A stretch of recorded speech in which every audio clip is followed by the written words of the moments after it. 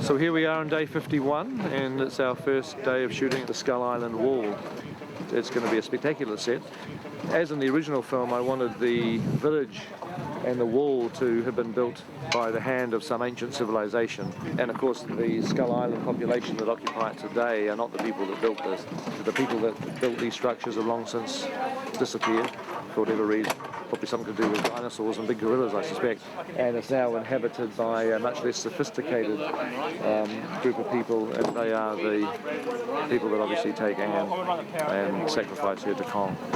Even though this set is very close to our studio base, just the fact that it is a location up on a hill, it poses all sorts of complications for the unit, and we have a tremendously hard-working unit team whose job it is to make sure that we can just show up, get out of our cars, walk onto the set and start shooting. And for me that sounds simple, but for everybody else it's been an enormously difficult logistical and planning exercise. So now we're on King Kong instead of Lord of the Rings, and we're still setting up again.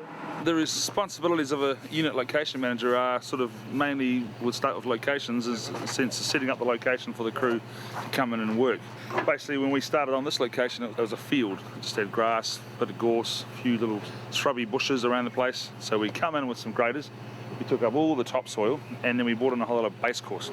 All the grass had to go, and we had to get all this this stuff here, and it's just shingle and dirt really. It just looks like a normal shingle road now, but it was a nice green pasture at one stage.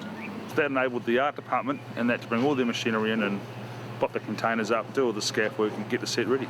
Once we start filming, the unit's in charge of looking after the crews. Today we've got 4 shuttle drivers, which might increase to 6, moving crew from a parking area to the location because there's diddly squat room on the location. Since 6 o'clock this morning, half a dozen of our transport boys have been down here, wrapping all the trucks, getting them all warmed up and travelling them back to Crawford. The camera is one of our vital trucks that we have to get up on site first because we need to have it powered up for the batteries.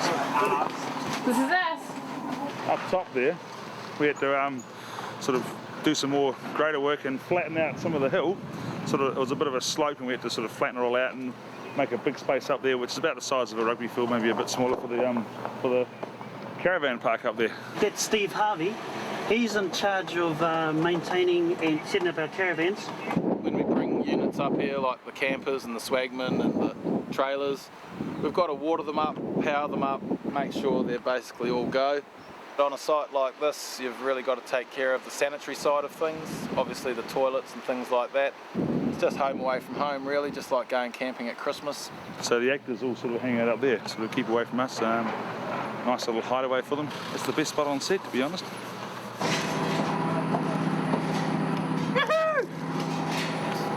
Power for the site comes from that power line. It sort of runs down. We've got a temporary box here to set up for the power. There's our 63 phase, which feeds most of the construction site. We will be drawing too much power for this site, for this thing to handle, so we've got generators to help sort of spread the load a bit.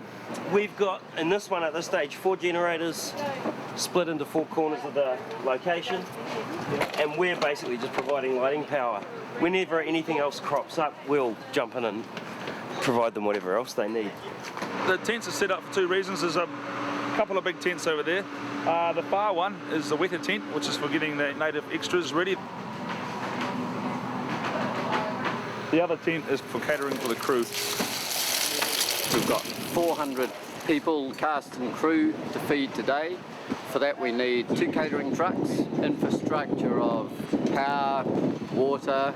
We've also got a coffee truck on location so people can die and live on flat whites. Welcome to the coffee truck. If it wasn't for the unit department, then the crew wouldn't have somewhere to eat, they wouldn't have power or water, the set wouldn't be able to be built. Yeah, hey, we're the backbone of this whole industry.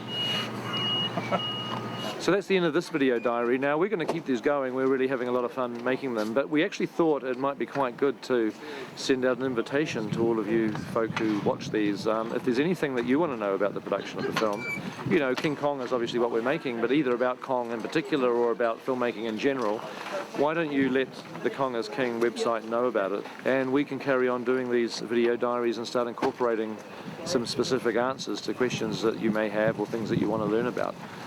Fire in the questions. We're here and we'll read them and we'll see what we can do.